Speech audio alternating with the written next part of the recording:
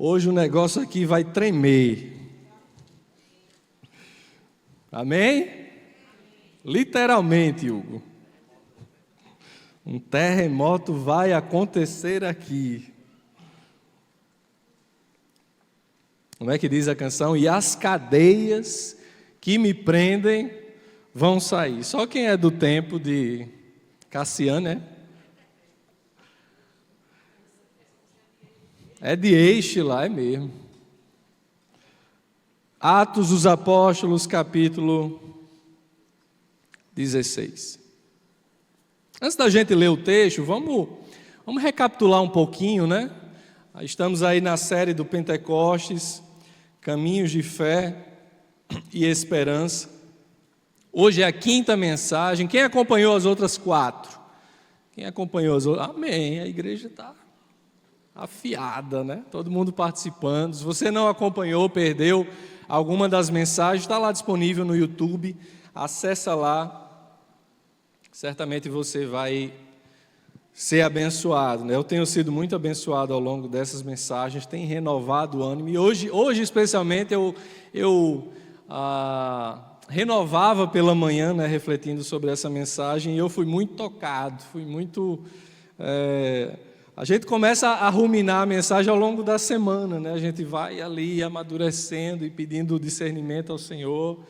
E eu creio que hoje, eu vim para cá hoje com um sentimento, eu acho que de 10 anos atrás, Bevan. Há cerca de 10 anos eu preguei a primeira vez nessa igreja.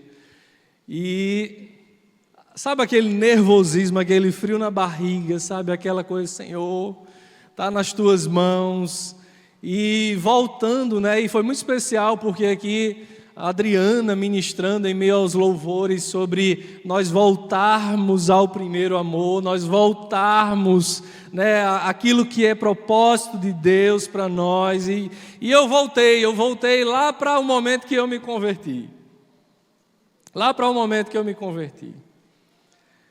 Durante a série nós temos relembrado, né, ali em Atos 1, na primeira mensagem, o momento em que Jesus ele se despede, ele ascende ao céu, mas ele deixa algo muito especial para os discípulos, dizendo que eles deveriam permanecer em Jerusalém até que viesse o Espírito sobre eles com um propósito, que eles fossem testemunhas em Jerusalém, Judéia, Samaria e até os confins da terra. Nós temos sido chamados a relembrar acerca disso, e aquele mesmo Espírito que foi derramado sobre os apóstolos naquela época, cerca de 2000 anos atrás, continua sendo derramado sobre nós hoje.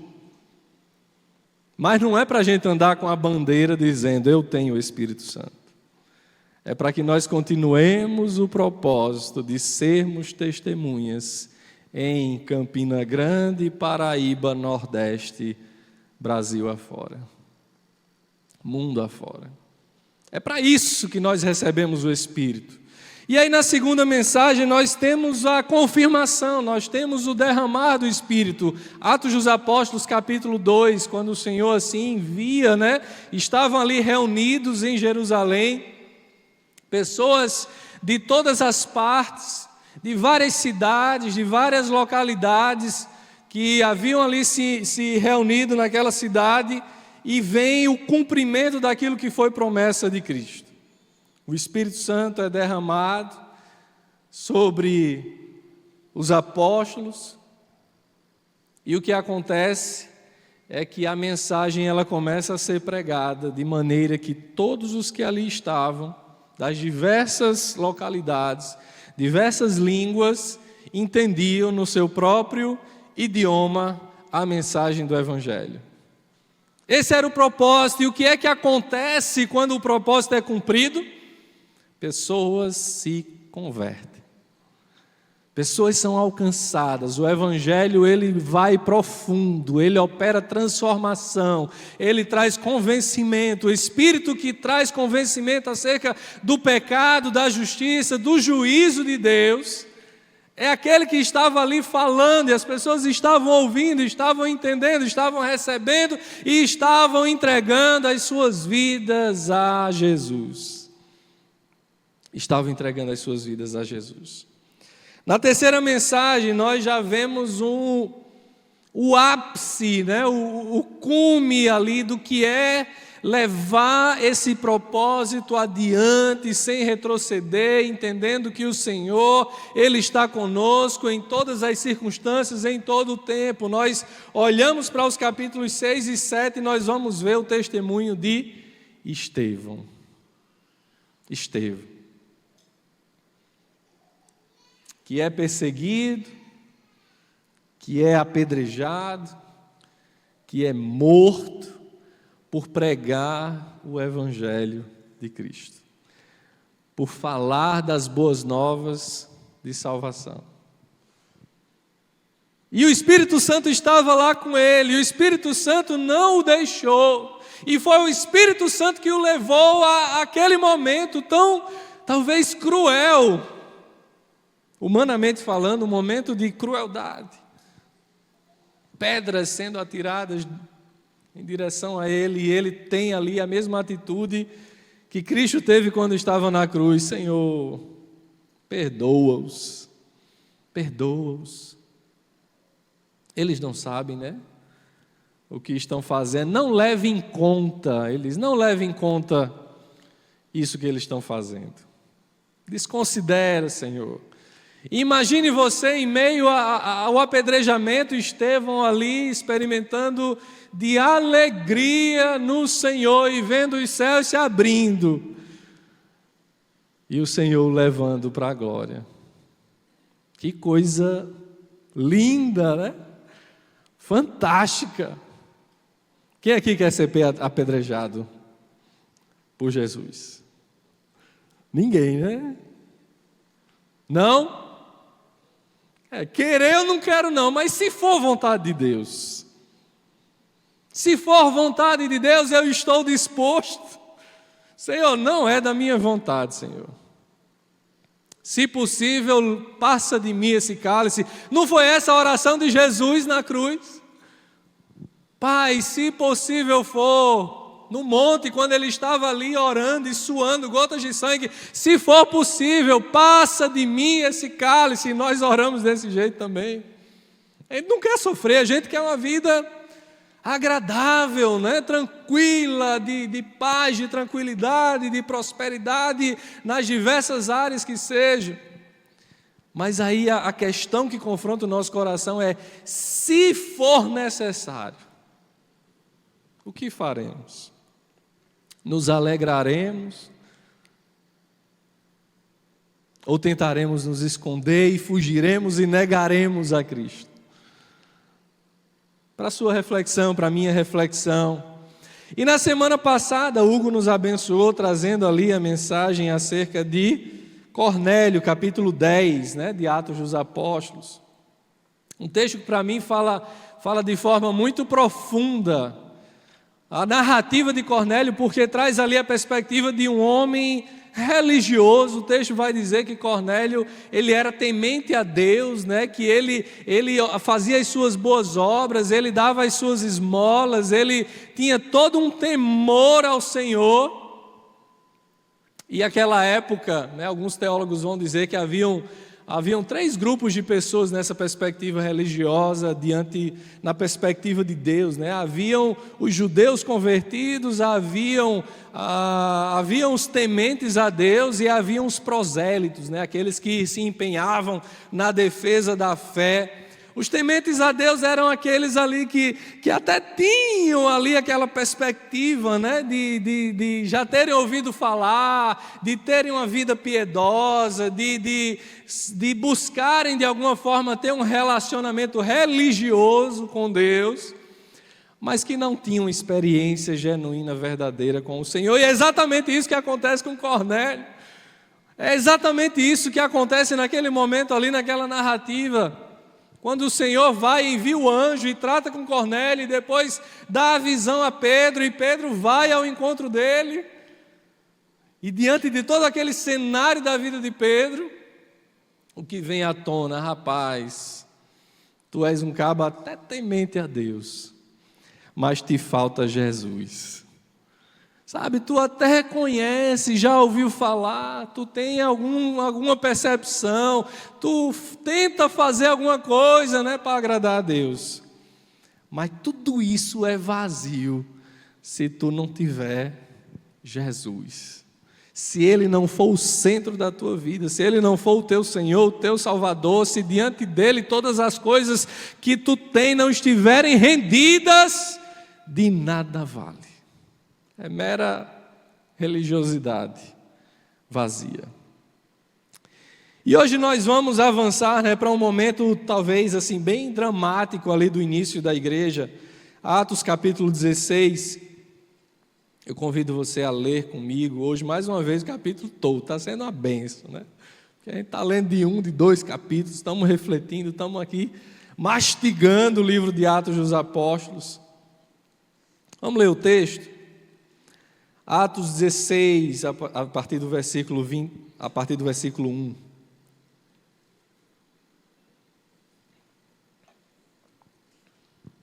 Diz assim: chegou a Derbe e depois a Listra, onde vivia um discípulo chamado Timóteo. Sua mãe era uma judia convertida e seu pai era grego. Os irmãos de Listra e Icônio davam bom testemunho dele. Paulo, querendo levá-lo na viagem, circuncidou-o por causa dos judeus que viviam naquela região, pois todos sabiam que seu pai era grego. Nas cidades por onde passavam, transmitiam as decisões tomadas pelos apóstolos e presbíteros em Jerusalém, para que fossem obedecidas. Assim as igrejas eram fortalecidas na fé e cresciam em número cada dia. Paulo e seus companheiros viajaram pela região da Frígia e da Galácia, tendo sido impedidos pelo Espírito Santo de pregar a palavra na província da Ásia. Quando chegaram à fronteira da Mísia, tentaram entrar na Bitínia, mas o Espírito de Jesus os impediu. Então contornaram a Mísia e desceram a Trode.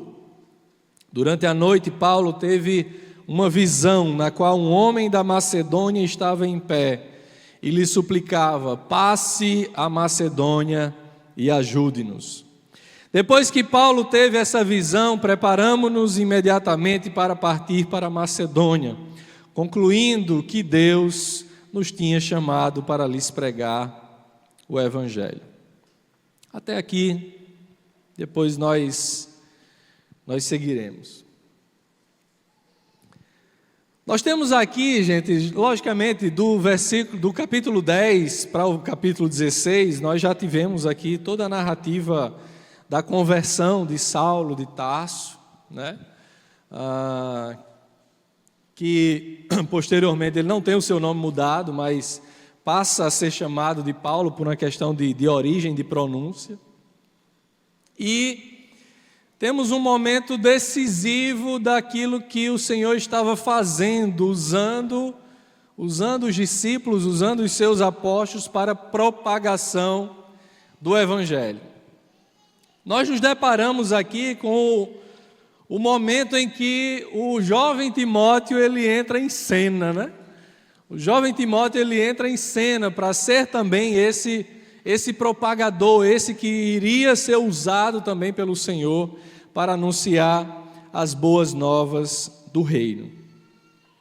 E o que nós vamos ver no decorrer do texto é que a partir desse momento, outras tantas perseguições elas se abatem a Paulo, a Silas, aos discípulos que iniciam as suas viagens missionárias, que têm ali os seus momentos, né, de ir a diversas cidades, a diversas localidades, e esse movimento ele não era pacífico, ele enfrentava perseguições, ele enfrentava lutas, mas o Espírito Santo estava com eles em todo o tempo. Em todo o tempo. Se nós falamos daquilo que aconteceu a Estevão, né, lá atrás, imagine que outras tantas circunstâncias se abateram também sobre os apóstolos. Uma das coisas que aqueles que tentam negar o Evangelho, negar a verdade da palavra de Deus, eles não conseguem responder, é simplesmente algo que para mim é suficiente quanto ao entendimento humano. Quando a gente diz que a fé ela é racional, de fato ela o é. Porque nós temos a capacidade inteligível de compreender todo esse contexto, todo esse cenário, tudo aquilo que se abateu, nós temos a capacidade de compreender as confirmações de Deus ao longo da história.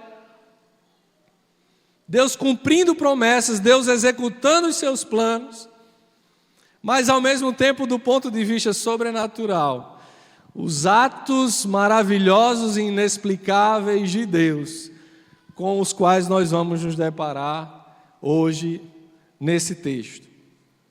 O tema da nossa mensagem hoje, portanto, é o Espírito sustentando a igreja em meio ao sofrimento.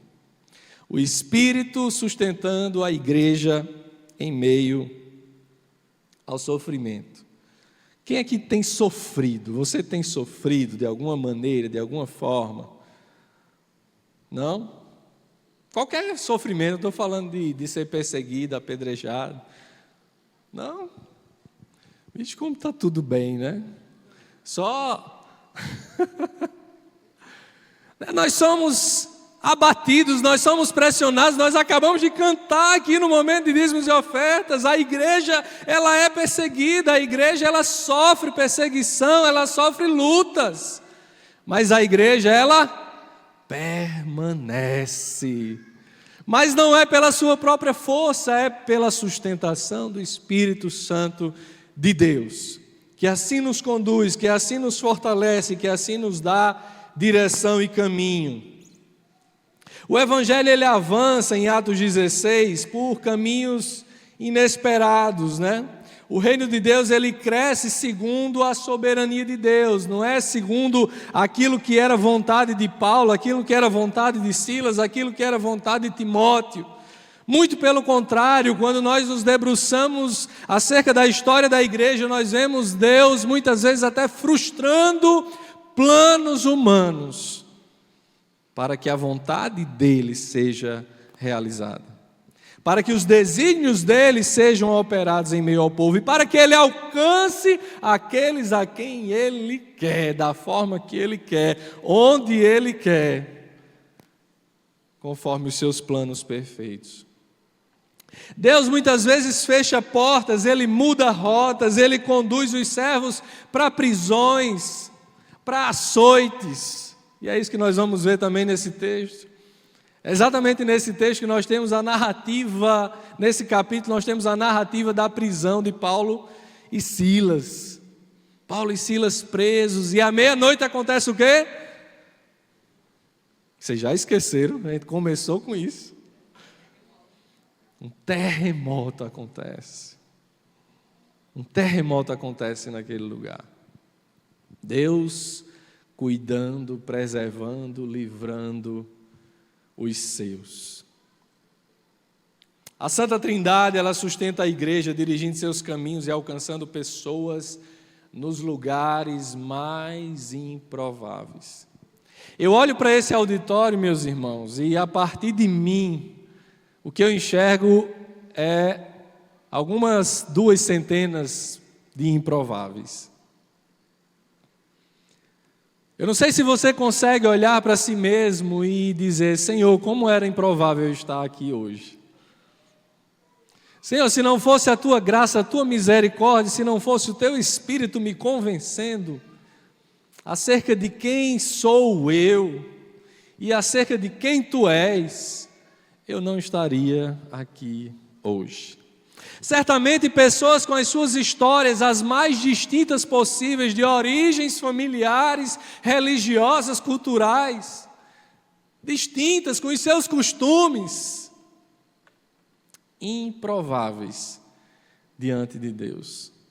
Talvez eu e você não tenhamos a história de Timóteo, talvez eu e você não tenhamos a história de Paulo, a história de Estevão, mas cada um de nós temos a nossa própria história e fazemos parte da história que o Senhor tem construído na sua igreja, chamando improváveis para aquilo que Ele tem a fazer, a realizar, na sustentação, na condução do seu Espírito. E a primeira coisa que eu queria que nós firmássemos no nosso entendimento hoje, é que Deus forma líderes para sustentar a missão. Deus forma líderes para sustentar a missão. É o Senhor, ao longo do tempo, que vai levantando, posicionando, direcionando ou retirando até e fazendo com que o desejo do seu coração ele possa ser realizado, cumprido. Nós vamos ver no decorrer do texto que Paulo ele planeja passar por um determinado lugar, mas o Senhor vai lá e frustra. O Senhor não queria que ele fosse para aquele canto. E o leva e lhe dá entendimento de que era para ele ir para outro canto. O problema é que às vezes nós não estamos sensíveis a isso. O problema é que às vezes nós não entendemos aquilo que Deus está querendo fazer, falar. O problema é que às vezes a gente está tão firme naquilo que nós mesmos planejamos, muitas vezes sem submeter a Deus, que ficamos indiferentes àquilo que Deus está fazendo. E quando os planos dele são operados e vêm, e nós experimentamos dores talvez por resistirmos à sua vontade, não entendemos, não compreendemos, e aí lá na frente o Senhor nos dá a percepção: rapaz, aquilo aconteceu para que hoje eu estivesse vivendo isso. Aquela situação, aquela circunstância, ela me ensinou sobre isso. E hoje eu consigo com maturidade enfrentar as lutas, as adversidades e estar me preparando para aquilo que ainda virá. O texto ele vai falar sobre esse momento, em que Timóteo ele é chamado. Diz o texto: chegou a Derbe, depois a Listra, onde vivia um discípulo chamado Timóteo. Sua mãe era uma judia convertida e seu pai era grego, ou seja, ele estava ali num lar dividido, Tinha uma mãe de origem judaica convertida ao cristianismo e tinha um pai grego, muito possivelmente, que era resistente ao evangelho. E aí os irmãos de Listra e Icônio davam um bom testemunho dele de quem? De Timóteo. Isso é importante nós guardarmos. Porque uma das razões de Timóteo ter sido chamado por Paulo para caminhar com ele na sua missão, foi o quê? Foi o bom testemunho.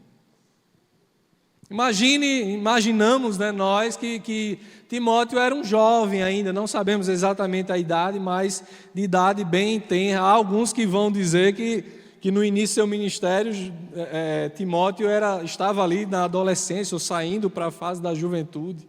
Ou seja, bem jovem, mas que já dava bom testemunho. E aí Paulo diz: rapaz, eu quero esse caba comigo. Eu quero esse rapaz comigo. Esse caba vai ser o que vai me ajudar. Esse caba vai ser aquilo que vai, ser o meu braço direito. E aí nós temos aqui algumas circunstâncias no texto, vão dizer que eles davam testemunho acerca de Timóteo, e Paulo, querendo levá-lo na viagem, circuncidou por causa dos judeus que viviam naquela região, pois todos sabiam que seu pai era grego. E nas cidades por onde eles passavam, eles transmitiam as decisões tomadas pelos apóstolos e presbíteros em Jerusalém, para que fossem obedecidas. E as igrejas eram fortalecidas na fé e cresciam em número cada dia. Veja, gente, nessa perspectiva de que Deus ele levanta, Ele capacita, Ele prepara e Ele posiciona líderes, nós precisamos entender que o crescimento da igreja, ele não está relacionado com aquilo que nós apenas fazemos, O crescimento da igreja não está relacionado com grandes eventos, o crescimento da igreja não tem a ver com congressos, com conferências, sabe, com acampamentos, ainda que tudo isso seja bom, e vá para o Summit, vá para o 2 em 1, vá para o acampamento das mulheres, vá para o dos adolescentes, vá para a conferência do Espírito Santo, vá, mas não é isso que dá crescimento e sustentação à igreja, acima de tudo. O Senhor também usa, mas sabe o que dá crescimento à igreja? É o Senhor usando homens e mulheres como eu e você para continuar a missão. Porque os eventos passam, e aquilo que nós ouvimos, se não for aplicado, se não for colocado no dia a dia, se não for vivido, experimentado, acabou. Mas quando homens e mulheres se posicionam diante de Deus e se colocam como instrumentos do Senhor, queridos, a igreja cresce, a igreja avança, a igreja não retrocede, a igreja se firma, pessoas são alcançadas, conversões acontecem. Às vezes no evento, o levantar de mão pode ser por uma emoção, sabe, por algo ali momentâneo, passageiro, mas quer ver a conversão genuína acontecer. É quando você ali insistentemente se dispõe a falar que Jesus salva, que Jesus cura, que Jesus liberta, que nós somos pecadores, falhos, imperfeitos, necessitados da graça de Deus e que Ele deseja fazer coisas maravilhosas, transformar o nosso caráter, transformar a nossa vida. É o poder da mensagem do Evangelho que é propagado um a um. É propagado coletivamente, e a importância do culto público, da reunião, da assembleia, da igreja, sabe, mas que também vai além dessas paredes, que é propagado lá fora no dia a dia, nas oportunidades que o Senhor nos dá, e o Senhor tem chamado a cada um de nós a vivermos isso, a sermos esses instrumentos. O Senhor, Ele tem formado pessoas, líderes, para continuar e sustentar a missão que é da igreja. Ou nós podemos dizer, a missão é de Deus, confiada à igreja. Você é a igreja? A missão é minha, é sua. Se somos igreja, recebemos a missão do Senhor. Timóteo, ele é fruto sincero e silencioso da fidelidade de uma igreja local. Veja, aquele jovem que dava testemunho, ele não surgiu do nada, não. Ele era ensinado pela sua mãe, pela sua avó. Ele era discipulado, ele era acompanhado, sabe? Não foi alguém que do nada apareceu.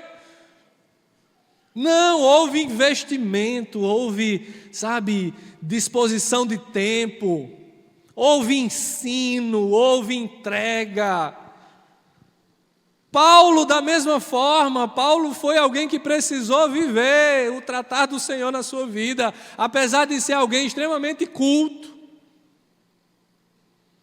mas que precisou aprender sobre humildade, precisou reconhecer que era pecador, precisou aprender acerca desse Jesus, precisou mudar um monte de coisa que ele tinha na cabeça para poder ser esse instrumento de Deus.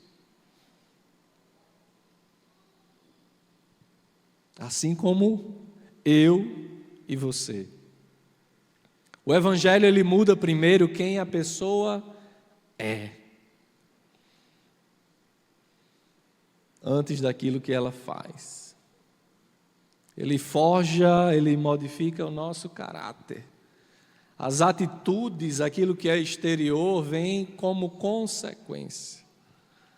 Por que eu digo isso? Porque às vezes nós queremos fazer o inverso, né? A gente começa a maquiar o exterior, como se a conversão e a transformação fosse obra minha, quando na verdade é de dentro para fora. É o Senhor quem transforma. E aquele jovem Timóteo, ele foi transformado, não pela vontade da mãe, não pela vontade da avó, mas pela obra do Espírito Santo na sua vida, transformando e tornando ele um homem de bom testemunho. O testemunho público, ele precede a função, a maturidade espiritual precede a liderança saudável, meus irmãos. Ser um homem de Deus, ser uma mulher de Deus, é aquilo que o Senhor deseja de nós. Mas isso não é um título que eu estampo na minha testa, ou que eu coloco no meu Instagram, ou no Facebook, no meu status do WhatsApp.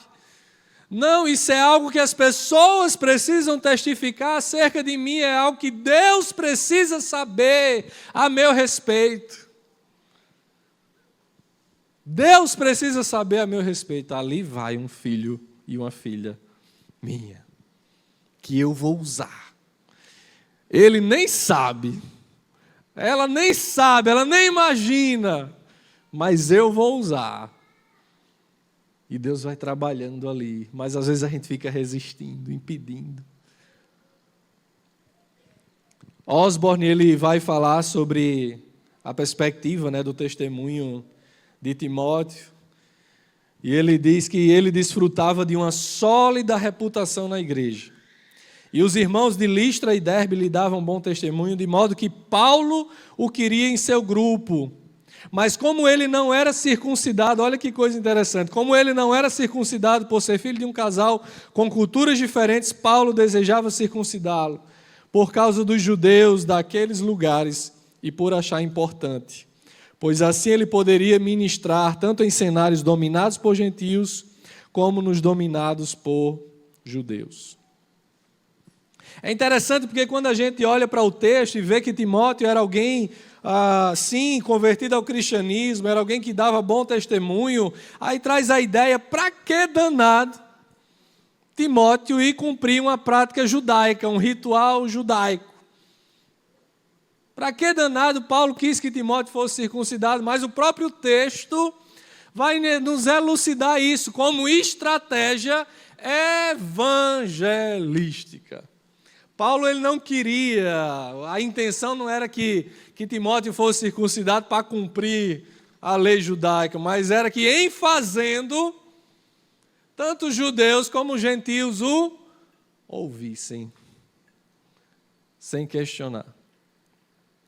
Quais estratégias nós temos usado, Quais têm sido as ferramentas que o Senhor tem colocado em nossas mãos, para também sermos os Timóteos do nosso tempo? Sabendo que é o Espírito Santo de Deus quem nos levanta, quem nos prepara, quem nos conduz e quem faz a boa obra. Somos apenas instrumentos, somos apenas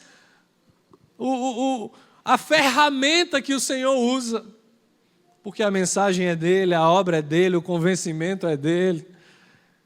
Precisamos abrir as nossas bocas, precisamos falar desse Jesus. Paulo, ele renuncia, ele tem aqui uma expressão, Paulo, ele era extremamente resistente, depois que ele se converte ao cristianismo, ele era extremamente resistente a essas tradições judaicas, Mas ele cede à sua própria natureza ali, concedendo ou levando Timóteo a esse passo, a essa estratégia, a essa decisão de ser circuncidado. Isso porque, meus irmãos, nós precisamos das estratégias corretas se queremos ser uma igreja forte, se queremos estar no centro da vontade de Deus, e quem nos dá essas estratégias não é outro, senão o Espírito Santo. Caminhos de fé e esperança. Com quem temos caminhado, Quem tem sido o nosso guia? Igrejas fortes não são construídas, como disse, com eventos. Elas são forjadas no dia a dia, elas são construídas com vidas moldadas pela palavra e pelo Espírito. Pela palavra e pelo Espírito. Que o nosso desejo seja que o Espírito Santo continue nos tratando de dentro para fora. De dentro para fora. O texto ele segue, vai dizer que Paulo teve uma visão. Paulo e seus companheiros viajaram pela região da Frígia e da Galácia, tendo sido impedidos pelo Espírito Santo de pregar a palavra na província das... Olha que coisa. Paulo foi para quê? Para pregar. Tinha alguma coisa errada? Não. O texto pelo menos não vai dizer nada disso. A intenção era justa, o motivo correto, mas o Espírito Santo de Deus o impediu de ir naquele lugar. E aí? O texto continua, quando chegaram à fronteira da Mísia, tentaram entrar na Bitínia, mas o Espírito de Jesus os impediu. Então contornaram a Mísia e desceram a Troade.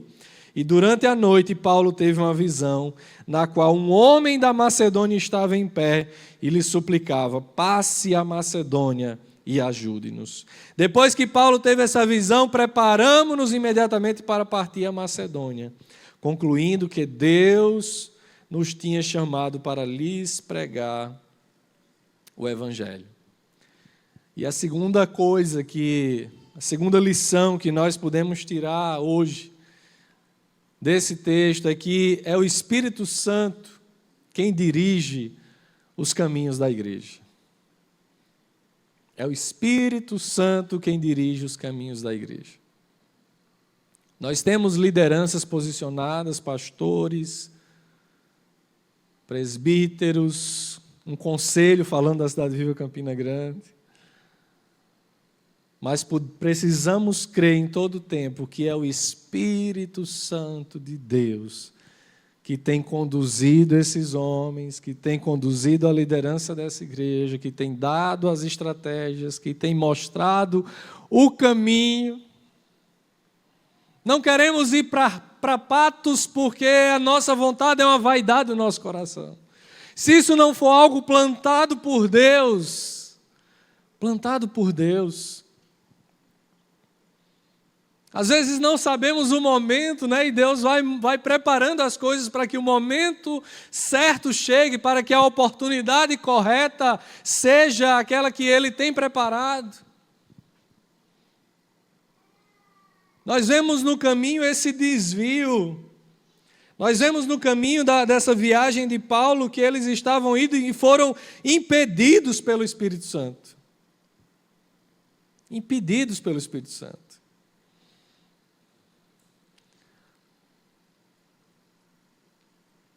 E às vezes somos nós sendo impedidos.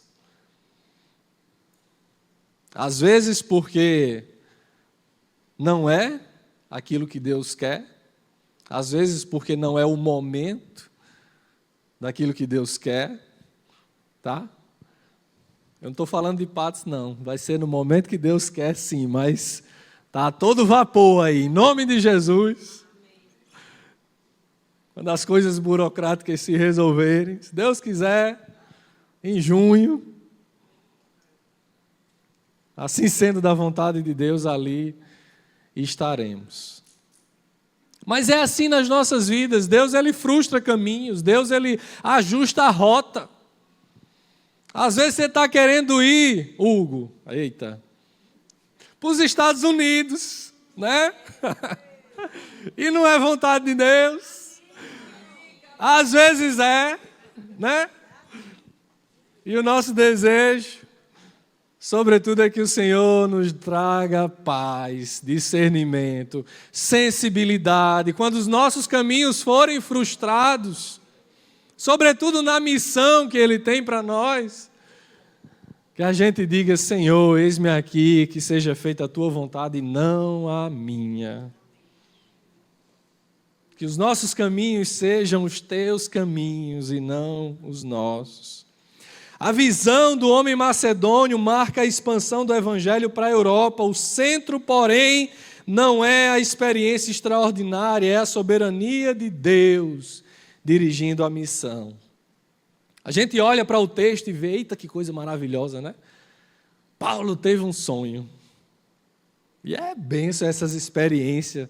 Quando você tem um sonho, você tem discernimento que é Deus lhe dando entendimento ali de alguma coisa, e você vai ruminar aquilo ali, vai buscar na palavra e vai orar, e você tem discernimento, rapaz, isso é Deus mostrando que não é isso que Ele quer. Veja, Deus ele frustra o caminho de Paulo e Timóteo e Silas, ele frustra a caminhada. Num primeiro momento, talvez eles não tenham entendido o que foi que aconteceu, aí depois vem o sonho. E aí eles vão cumprir, né? Eles seguem na rota que o Senhor quer.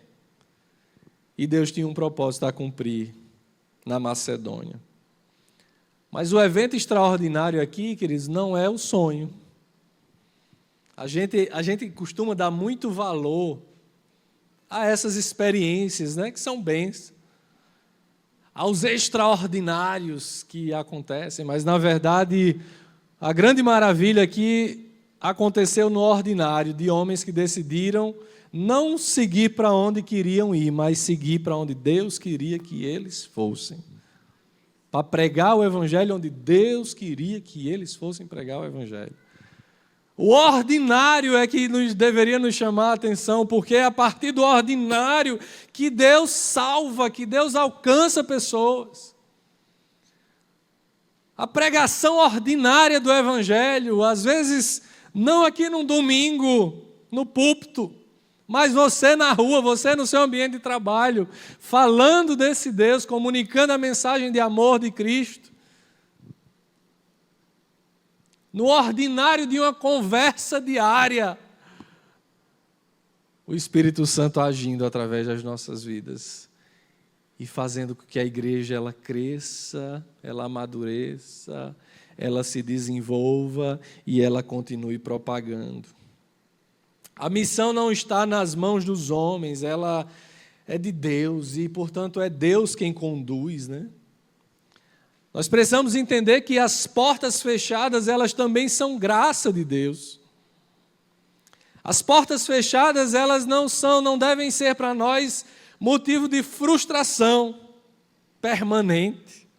Ainda que nos frustremos de forma momentânea, mas isso não pode permanecer como barreira. Se você alguma vez se frustrou, meu irmão, minha irmã, na sua caminhada de fé, se alguém lhe feriu, se algo lhe aconteceu, se a sua experiência na igreja tem lhe deixado marcas, eu queria lhe dizer que o Senhor ainda quer lhe usar poderosamente. O Senhor ainda quer, sabe, que você seja um instrumento lindo, maravilhoso nas suas mãos para falar de Jesus. Da sua forma, da sua maneira, nas suas experiências diárias. Talvez num grupo pequeno, numa conexão, num ministério. Quarta-feira aqui foi bem especial, né, Fabiana? Nós tínhamos aqui uma visitante, sei nem se a irmã está aí. Nós tínhamos uma visitante quarta-feira aqui, que decidiu vir a essa igreja em razão de uma visita do Ministério Restaurando Vidas, lá no Help. A irmã estava enferma, havia passado por um processo cirúrgico e recebeu a visita de uns irmãos que vão lá louvar, falar de Jesus. E aquilo despertou o seu coração, aí está aqui. Olha que coisa linda, né? Veja, ela poderia ter ido para qualquer lugar e teria sido bênção. Ela poderia ter ido para os irmãos da Assembleia de Deus, ela poderia ter ido para uma outra igreja batista, para uma igreja congregacional, para uma igreja presbiteriana. E teria sido bênção e a gente nem saberia que aquilo aconteceu. Mas há sempre aqueles sentimentos, sabe? Obrigado, Senhor, porque hoje, mais um dia, eu pude me colocar à disposição do Teu reino, na condução do Teu Espírito. Crer também é obedecer, né? Crer também é obedecer. Crer também é ser dependente de Deus. Crer é estar no centro da vontade de Deus, não é apenas um entendimento intelectual, uma percepção geral das coisas. Crer verdadeiramente é nos derramar e dizer: Senhor, eu sou teu. Eis aqui a minha vida, ela é tua. José Coblin, no seu comentário ao livro de Atos dos Apóstolos, ele vai dizer que na mente de Paulo e dos seus companheiros, o sentido do sonho ele era claro. Não duvidaram nem sequer um instante, uma vez que Deus se manifestou, só cabia mesmo a obediência total. Só cabia obediência. Não cabia relutância, não cabia botar barreira, não cabia dificuldade, não cabia dizer que eu não tenho tempo, não cabia dizer que eu não sei falar, não cabia dizer que não ia dar certo, não cabia dizer que estava sendo perseguido, que as coisas iam ser difíceis, só cabia obedecer a Deus e seguir adiante. A dificuldade do coração humano não é só rebeldia aberta, mas é a necessidade de controlar os caminhos de Deus. Temos dificuldade de sermos controlados por outros. Por outro lado, existem pessoas extremamente controladoras e querem controlar, não apenas a si mesmo, controlar o destino, a vida, o dia, as horas, querem determinar com precisão todas as coisas. Corações duros que precisam se render a Deus. No coração o homem faz planos, mas a resposta vem do Senhor. Que as nossas frustrações, elas não nos parem. Elas não nos façam retroceder, mas nos façam ressignificar os nossos caminhos e nos submeter e obedecer a Deus. A terceira coisa que eu queria que nós refletíssemos também nessa manhã é que o Evangelho ele floresce até nos lugares de sofrimento. E talvez aqui venha a parte mais emotiva, né? Mais miraculosa também desse texto do capítulo 16. No versículo 11, ele vai continuar.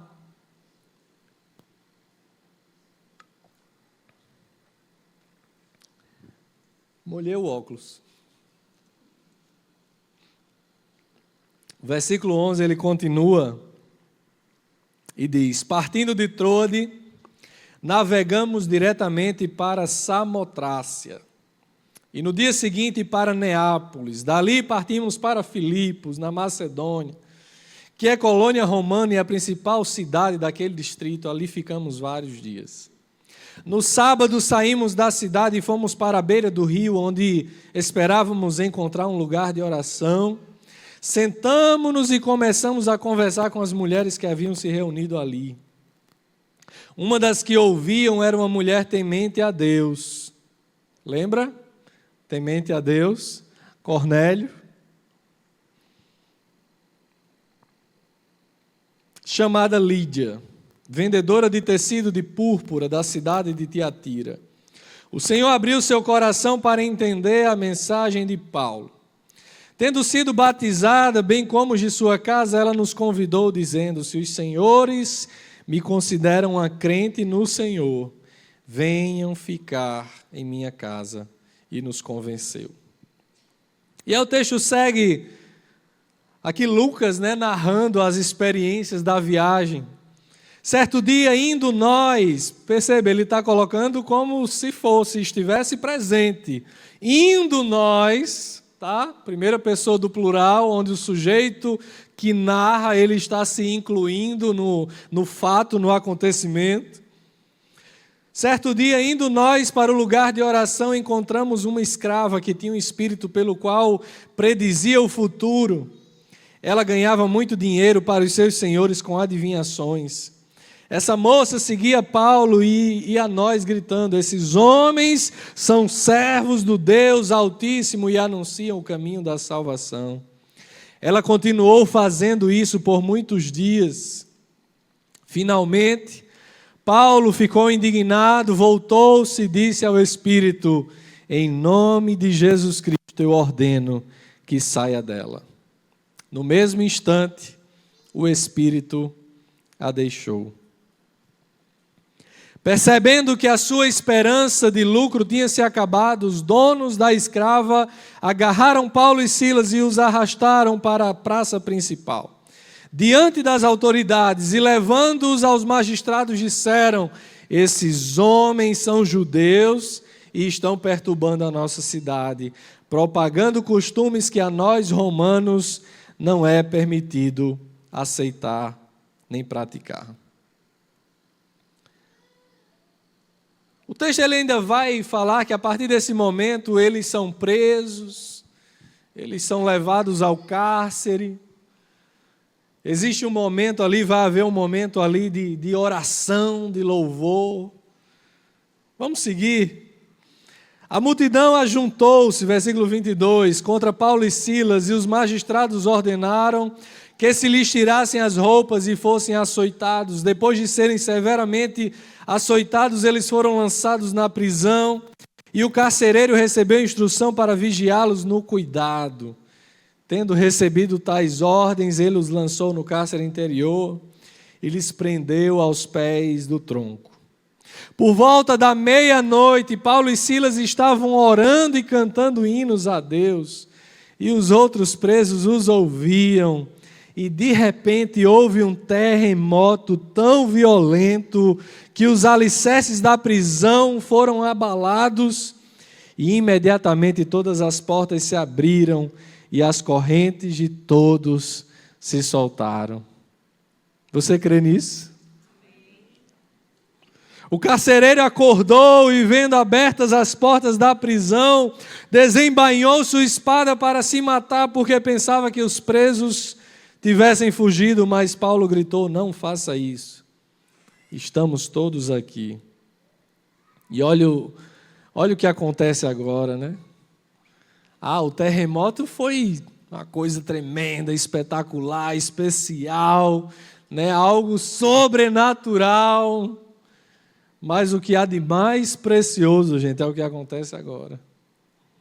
O carcereiro pediu luz, entrou correndo e trêmulo, prostrou-se diante de Paulo e Silas, então levou-os para fora e perguntou: senhores, que devo fazer para ser salvo? Que devo fazer para ser salvo?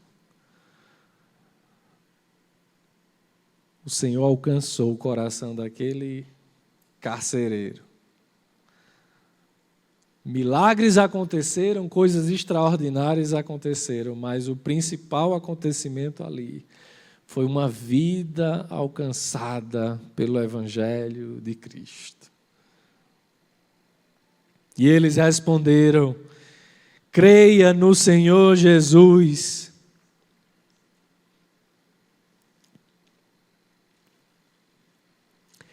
e serão salvos, você e os de sua casa.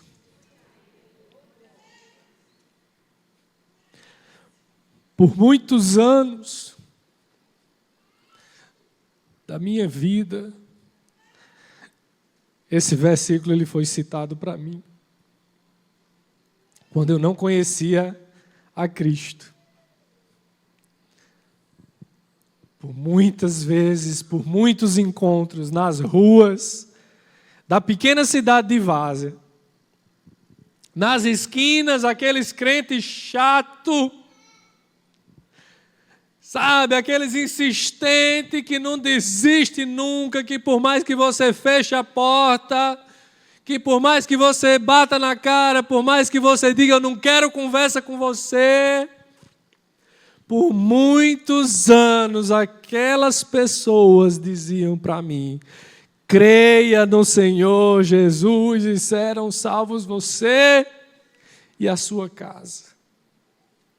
Por muitos anos o meu coração ele se endureceu diante dessa mensagem, mas aprove ao Senhor, no dia certo, na hora certa, quebrantar aquele coração duro, resistente, religioso e dizer: você é meu.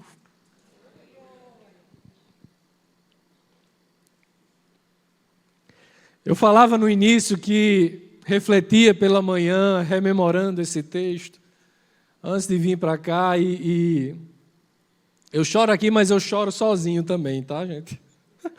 Eu estava no meu quarto hoje pela manhã, relendo e rememorando a mensagem e chorando sozinho lá. Lembrando dos milagres que Deus fez na minha vida e olhando para trás, olhando para o momento do primeiro amor, olhando, sabe, para aquele fogo ardente no meu coração e dizendo: ah, Senhor, como é maravilhoso te servir, como é maravilhoso, Deus, estar nos teus caminhos, como é maravilhoso poder viver para a tua glória. Sou pecador, continuo lutando, meus irmãos, diariamente, sabe? Mas eu olhava e eu vim com o paletó hoje. Eu vou dizer por quê. Porque eu me lembrei daquele tempo.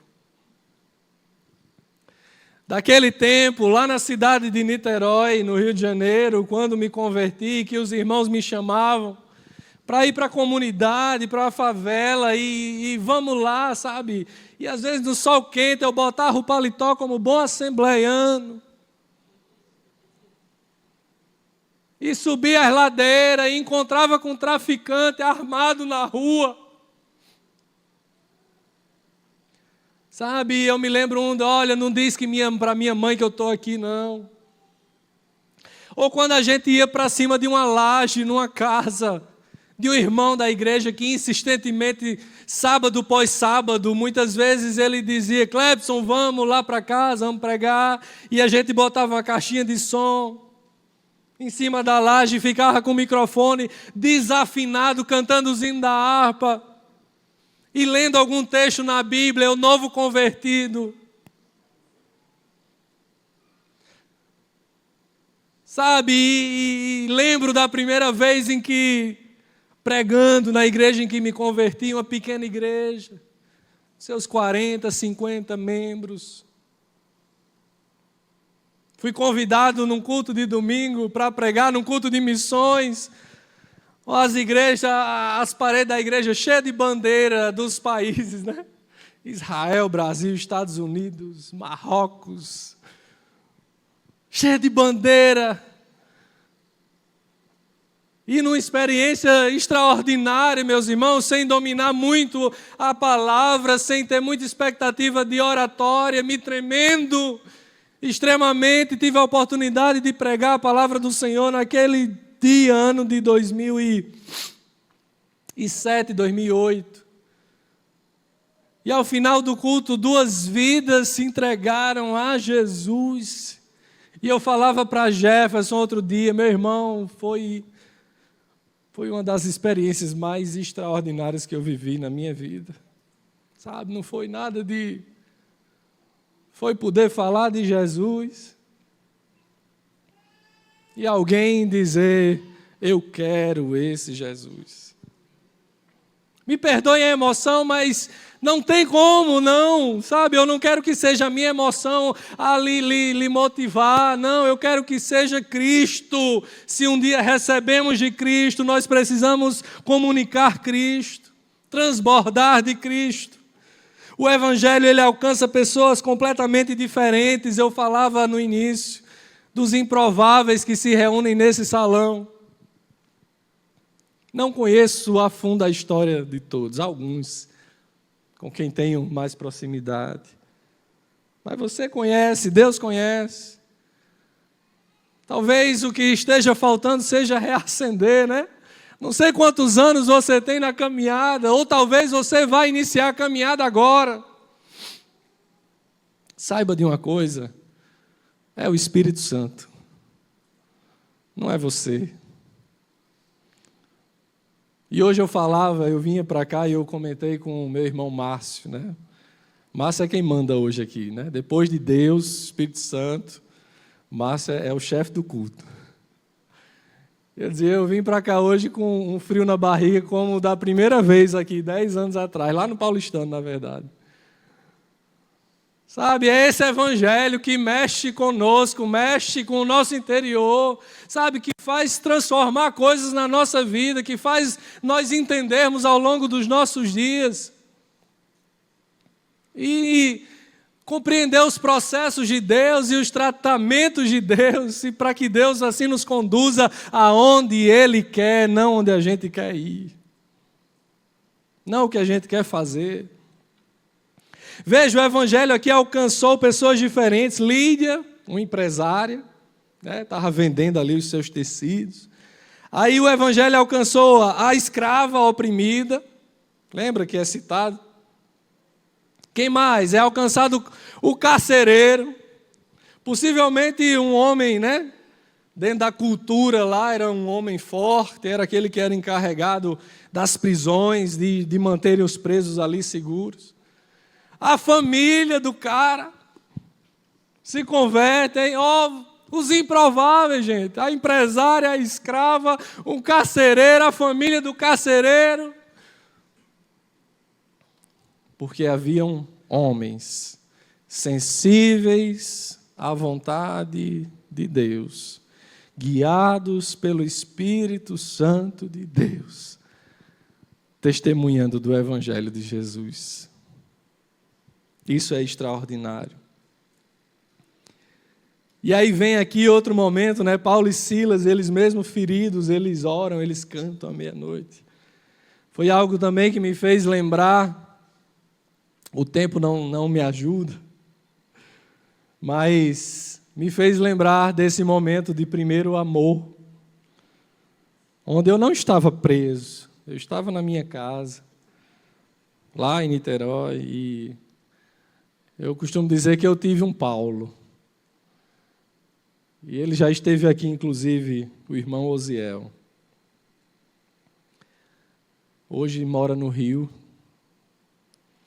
E nós colocávamos aqueles hinos, Cassiane, Rose Nascimento, e 10, 11 horas da noite, pulando dentro de casa e cantando e louvando, sabe, uma coisa linda, extraordinária, porque era a alegria do Senhor, sabe, dentro de mim.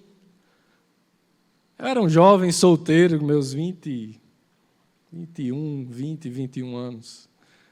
Sabe, era aquela explosão de alegria, e hoje às vezes a gente fica se tolhendo. Tá? Que o Espírito Santo ele tenha liberdade em nós. Eu não estou falando de cangalhapé, tá? É com ordem e decência, mas a alegria de Deus, que vem sobre nós e nos dá esse ânimo novo. O Evangelho ele não oferece negação da dor, mas ele produz uma esperança que é mais profunda que o sofrimento. Como disse, o maior milagre não foi o terremoto, foi a conversão daquelas pessoas, foi a transformação daquelas vidas, foi o que aconteceu ali que reverberou para a eternidade. Encontraremos aquelas pessoas no céu um dia, estaremos com elas, conheceremos Cornélio, conheceremos Lídia, a escrava, o carcereiro. Amém? A primeira atitude do carcereiro, na sequência, foi o quê? Lavar as feridas. Versículo 32, e pregaram a palavra de Deus a ele e a todos da sua casa, naquela mesma hora da noite. O carcereiro lavou as feridas deles, e em seguida ele e todos os seus foram batizados. Então os levou para a sua casa, serviu-lhes uma refeição, e com todos os de sua casa alegrou-se muito por haver crido em Deus. Aleluia.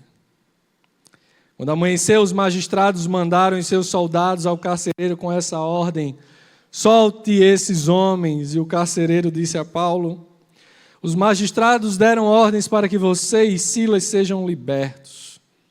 Agora podem sair, vão em paz. Vão em paz. Veja, o sofrimento, ele não aparece como barreira para o cumprimento da missão. Ele não aparece como uma interrupção daquilo que Deus está fazendo. Os caras estavam presos ali, começa a louvar, Ele não fazia ideia do que ia acontecer, minha gente. Eles não estavam fazendo, Senhor, faz um terremoto, né? Senhor, abala as estruturas. Eles estavam louvando a Deus, estavam ali sendo perseguidos em razão do Evangelho. E a igreja, ela avança, carregando marcas da cruz. As dores, as lutas, as perseguições, as prisões. Anteriormente a gente leu que eles foram chicoteados, foram tiradas as roupas. Eu não faço ideia do que é isso. Não fazemos ideia do que é isso. Quarto e último ponto, a banda pode vir. Vocês estão com fome? Cristo continua construindo sua igreja através dos improváveis. Cristo continua construindo a sua igreja através dos improváveis. Paulo disse aos soldados, versículo 37, sendo nós cidadãos romanos, eles nos açoitaram publicamente, sem processo formal, e nos lançaram na prisão, e agora querem livrar-se de nós secretamente? Não, venham eles mesmos e nos libertem. Os soldados relataram isso aos magistrados, os quais, ouvindo que Paulo e Silas eram romanos, ficaram atemorizados. Vieram para se desculpar diante deles e, conduzindo-os para fora da prisão, pediram-lhes que saíssem da cidade. Depois de saírem da prisão, Paulo e Silas foram à casa de Lídia, onde se encontraram com os irmãos e os encorajaram, e então partiram. A empresária dos tecidos, lá do início, né? Que se converteu, que entregou a vida a Jesus, que passou a fazer parte da igreja ali naquela localidade. Eles foram soltos, eles foram para onde? Para a casa da irmã lá, recém-convertida. Foram lá celebrar, instruir, vamos caminhar desse jeito. E ali uma igreja foi plantada. Paulo permaneceu lá? Não. Mas aqueles que experimentaram verdadeira conversão, que passaram, que receberam o Espírito Santo de Deus, da mesma forma que Paulo tinha, que Silas o tinha, que Timóteo tinha, que Lucas o tinha, eles deram sequência, eles avançaram, propagando o reino de Deus. A fé cristã, ela não significa passividade diante das injustiças. Paulo, ele reivindicou a sua cidadania romana, em razão da qual ele não poderia ter sido açoitado em praça pública. Isso trouxe temor aos magistrados. Veja, a lei também se aplica, viu? Aquilo que não confronta com a palavra, a lei dos homens, totalmente válida. E ele usa isso como ferramenta de quê? De proteção para a igreja. Estava surgindo ali uma igreja, dentro de um cenário de tradição romana, uma localidade de forte presença, do Império Romano. E ele quer deixar claro, olha, esse povo aqui, vocês não vão mexer não. Primeiro porque é o Espírito de Deus que está com eles. E segundo porque eles têm direitos. diante do império. Mexa com eles para ver no que vai dar. A igreja de Filipos, portanto, reúne uma empresária gentia, uma escrava, um carcereiro. E aí o evangelho cria ali um novo povo. Eu vejo aqui tantas, né? Eu vejo aqui médicos, eu vejo aqui engenheiros, eu vejo aqui empresários, eu vejo advogados, odontólogos, pedreiros, mestres de obra, psicólogos. Não importa. Não importa. Porque o Senhor, Ele reúne esse povo. Não importa a sua classe social, não importa a sua origem familiar, religiosa, a sua tradição.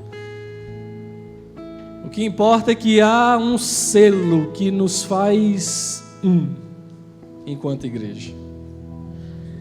O que importa é que o Espírito Santo, Ele nos alcançou e Ele nos fez esse povo. E importa, sobretudo, que Ele deseja nos usar. Ele deseja cuidar de nós, Ele deseja guiar os nossos passos, conduzir os nossos caminhos. E Ele também deseja reavivar a minha e a sua fé. Ele deseja nos lembrar que Ele é o mesmo, ontem, hoje e para sempre. Louvado seja o Senhor. Fique de pé.